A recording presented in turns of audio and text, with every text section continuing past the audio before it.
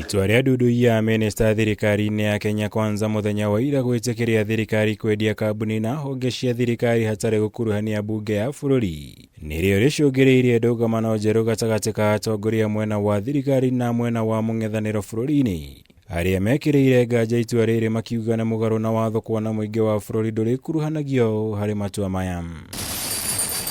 Nĩ kumana na ũndũ ũyũ mũtongoria wa bũrũri ndagĩtarĩ Ruto ateteire itua rĩrĩ rĩa thirikari akiuga rĩkũruta mweke kuri akenya kwigwatira utonga wa kambuni na honge ici kuhitũkĩra kũgũra share cia kambuni na honge ici thoko-ini ya shares cia NSE.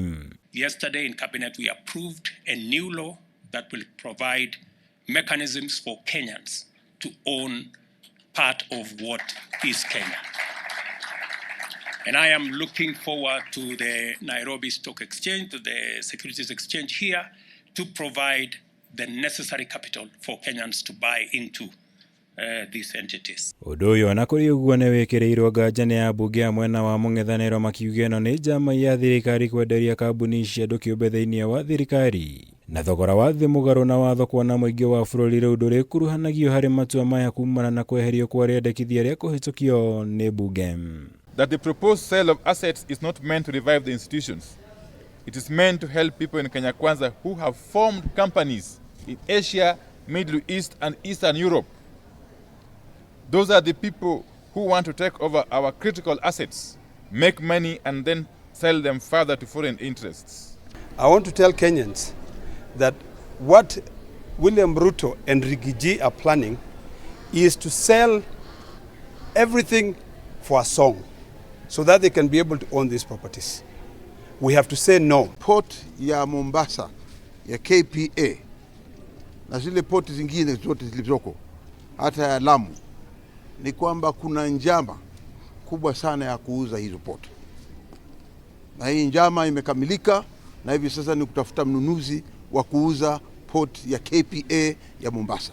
Kũringana na thirikari nyingĩ cia kambuni na honge cia thirikari ikoretwo igĩthiĩ hathara kwa ihinda iraya na ũguo bata wa gũtacũkia ikinya rĩrĩ makiuga rĩkũhingũra mweke wa wĩigithia makĩria kũrĩ kambuni ici na ũguo kũihotithia kwambĩrĩria gũthondeka faida, ũndũ ũrĩa ambunge a Azimio maugĩte no kĩgwatio thirikari ĩretha nĩguo kũhotithia kwĩgwatĩrwo kwa honge ici nĩ andũ kĩũmbe thirikari-inĩ. When we went to run with that exercise, we found that the law that existed was actually the biggest impediment to any privatization.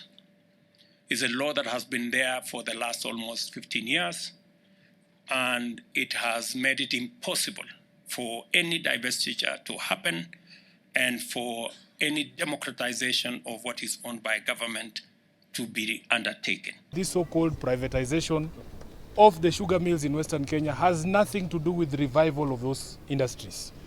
It is about the land that is held by those companies. William Ruto's appetite for land is legendary, and he has found a back door to grab the land that is public land that belongs to the communities in Western Kenya.